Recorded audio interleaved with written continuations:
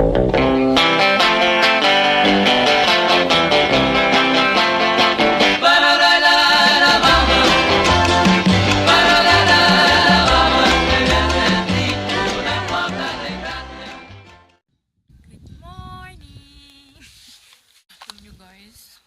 struggle is real talaga. Pinagdaanan ko ngayong araw na to. Ay, ang aga-aga pa naman. I woke up around 7:30 kasi akala ko may bus. Meron namang bus ng 7 past 8. Kaya woke up around 7:30, nang hilamos, ng BS. Lumabas ako ng bahay ng tinatrabahoan ko around mga 7:45 kasi para mag-antay ng bus sa labas ng bahay nila. Naging naging 8:30 na lang. 8:50 na lang, wala pa rin yung bus. Ibihirang mangyari yun kasi minsan pag late ang bus, 5 minutes, 10 minutes lang, ganyan. Tapos kala ko 8:15, sige, antayin ko muna, hanggang naging 8:30. Wala na talagang bus nito. Kaya I'll go to their website again and check it. And then, I checked it na, yes, may bus ng 7 past 8, pero ibang ruta yung dadaanan niya. Like, pupunta siya dito sa lugar kung saan yung tinatabuhan ko.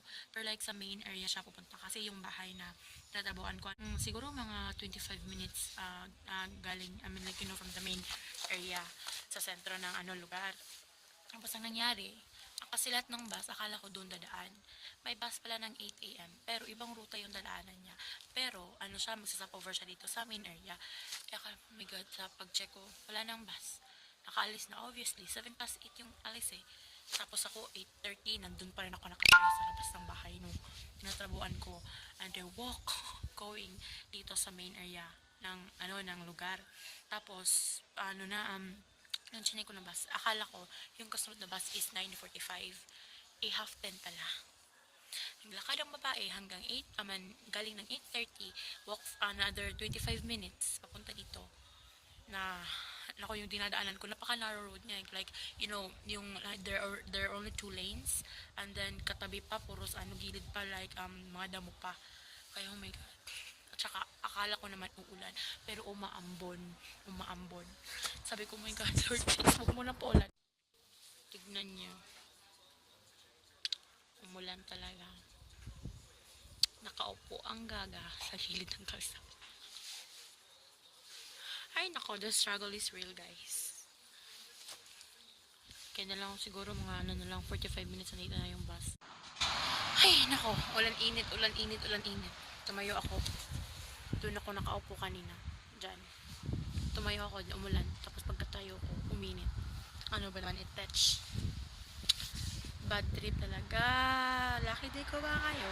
Sana lucky day ko. Kasi alam nyo guys, nung wala akong nagawa kanina, pumasok ako sa loob. Tumaya ko ng loto para lang umupo yung sa upuan nila. Napaka-stricta ng babae kaya tumayo ko ulit Kita niyo ba kung gaano kahangin? Yung see, ang hangin. Napakahangin talaga. 10:30 na ata, 10:25 na. Wala pa rin yung bus. Halos ako, 3 oras na nag-aantay na bus. Tayo, upo, lakad, tayo, upo. Nagugutom na ako, nandiyo-jebs pa. Wala akong magagawa. I need to wait for the bus. Sige, enough yun. Yeah. I'll see you later na lang sa bus. Nagugutom na ako. Yun na. Hi!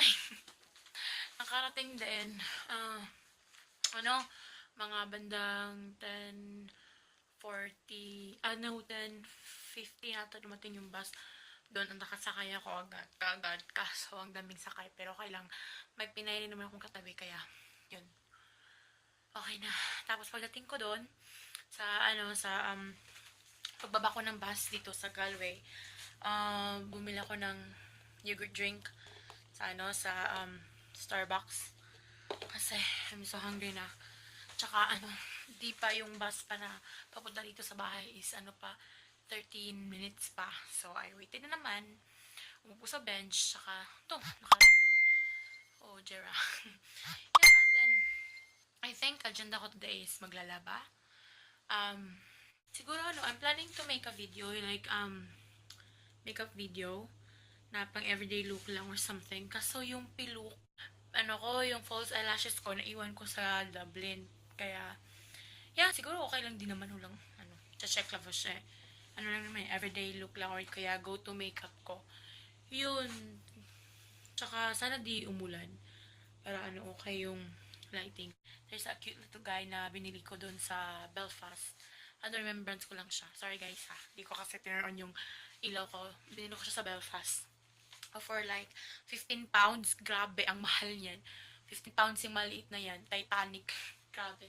At saka guys, bumili ako ng bagong bagong chandelier going on dyan sa ilaw ko dito sa kwarto. Pasensya na sa buko ko, it's all over the place. Kasi ang mahangin sa labas eh. Kasi to, tignan nyo naman, pangit pa siya. Tapos, medyo naging dim yung ilaw sa kwarto ko. Ay, yellow light to. Hindi ko gusto yung effect niya. Kaya, binili ko yan. Tapos yan, naging, okay naman. Naging, medyo maliwanag naman. Pero I was planning to like, change the ilaw talaga. Like, by another, maybe white lang. Yung niya, yung ilaw niya. At saka, as usual, hindi ko pa rin natatapon yan. Ay, nagugutom ako pagdating ko si Pedro nandun sa CR. Kala ko lang tao. Nandun sa CR, naligo pala.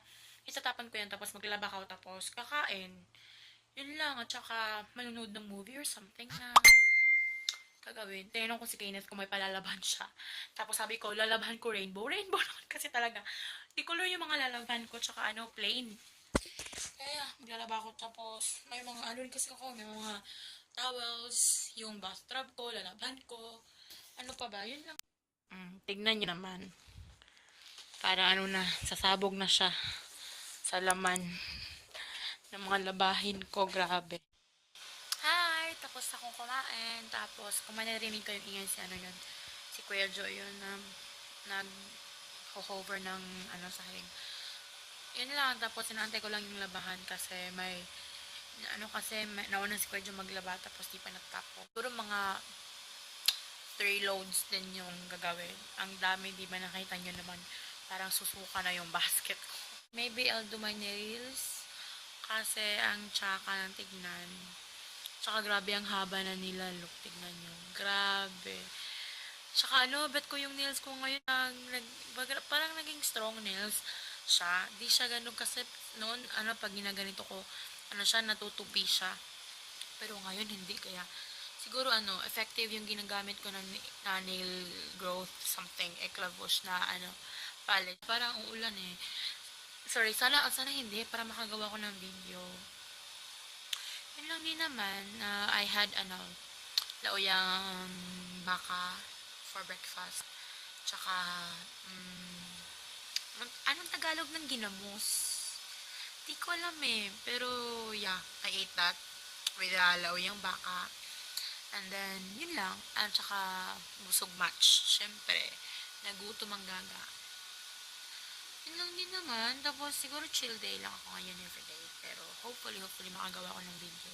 Para ma-upload ko ngayong gabi. Tsaka ma-edit ko tong video na to. Ma-upload ko siya siguro bukas bago ako alis. So, putang part-time kasi I have to go to another work tomorrow eh. Kaya, yeah. Lang din naman yun. Everyday makeup lang din naman yun. So, okay lang. What up? What up? I'm back. Hindi, lang, kakatapos ko lang maglaba ng 2 load na nung mga labahin. Tapos, may isang load pa natira. Tsaka yun na lang yung huli. Iniintay ko na lang na matapos. Tsaka sasampay. At tsaka lahat ng mga puti, tapos na. Ang dami ko nalabahan. As what I've told you guys, 3 load yung nilabhan ko. Tsaka sinama ko na rin yung mga damit, ibang damit nila ate at ni Kuya Jo, tsaka ni Tibuging kasi bili niya kasi sa akin, nasasama ko maglalaban ako. Kaya, yun na rin, tipid-tipid na rin sabon, di ba? Next ito, makeup video na, hindi na ako maliligo. Pagkatapos ko na mag-makeup video na ako maliligo. Kaya yun, ang ganda ng lighting. Ang ganda ng lighting. Ang ganda-ganda. Bet ko to, natural lang. Parang tanga, no? Kaya yun lang, tapos, excited na ako mag-video. Get ready.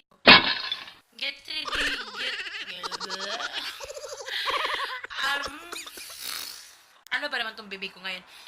Get ready video. Sana yung gagawin ko. Kaso, di kami natuloy sa Dublin. Yun sana yung plano ko. Kaya lang may go to makeup lang yung gagawin ko. Ngayon, tapos siguro sa susunod na lang yung mga iklavos na ganyan. Pero yung makeup ko kasi pag pag lalabas ako o pag pupuntang Dublin, minsan nga di ako nagme-makeup eh. Minsan, like most of the time magme-makeup pero like light lang. Light lang kumbaga. Except for night out.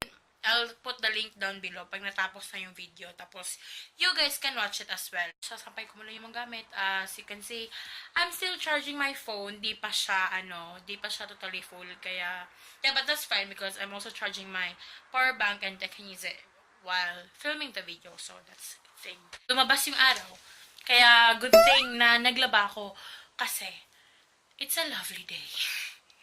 Minsan lang nangyari to guys. Minsan lang. Kaya, sulitin natin. I'll see you later! Mwah! Guys, I'm back. Sa wakas, nagawa ko rin yung makeup video. As usual, di ko pa rin nagagawa yung nails ko. Pero okay lang yan. Okay lang yan. Importante, may nagawa kong video.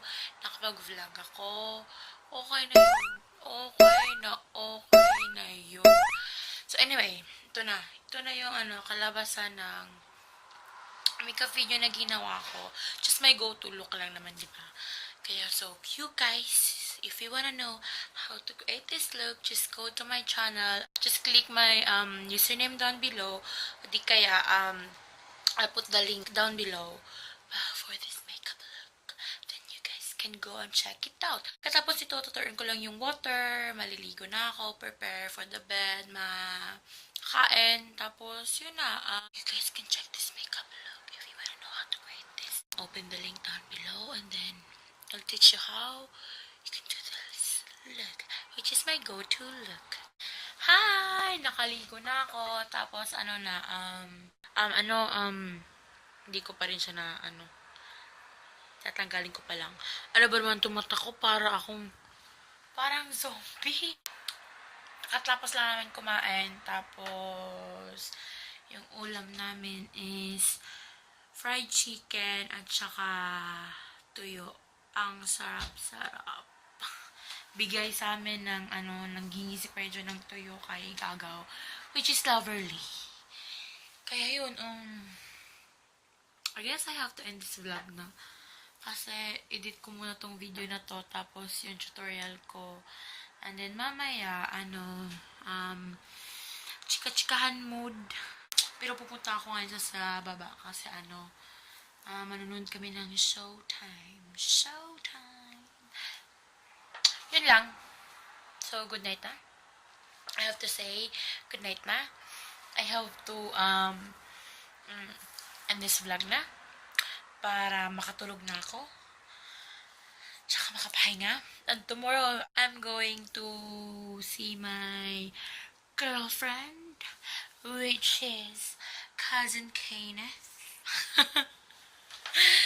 So excited. Baka bukas pupunta kami ng KFC. Baka lang. Kasi napag-usapan sa baba. Si Kuya Joe gusto kumain ng KFC.